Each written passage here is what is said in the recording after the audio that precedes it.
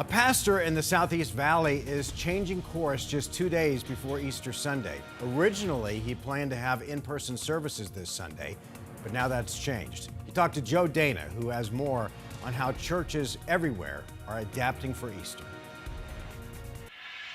The pastor at this evangelical church says his initial decision to hold Easter Sunday services here was getting national attention and that he never intended to cause controversy. They say faith can move mountains, but during this pandemic, a tiny virus is having the ultimate say on the plans of many.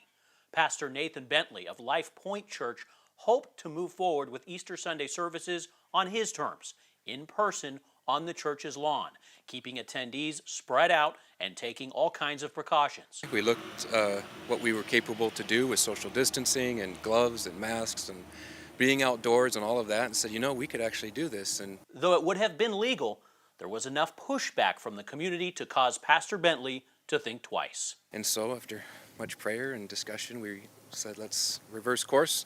Let's hold a live stream only. Across the valley, Christian churches are preparing for an Easter Sunday like no other.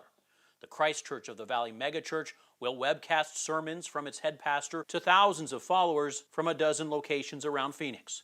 The Church of Jesus Christ of Latter-day Saints is providing a mixture of written messages from its leadership in Salt Lake and local leaders for members to study at home. A church in Mesa will allow church members to show up on Sunday but stay in their parked cars and listen to the Easter service on a preset radio station. Accommodations being made all around, even by a pastor who tried so hard to have a sermon in person. Do you feel like in a way you've been forced to give in?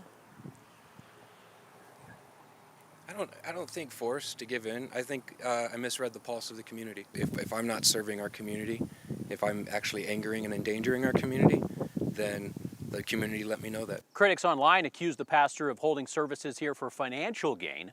He says there was never intended to be a collection plate Easter Sunday. Joe Dana, 12 News. Joe, thanks.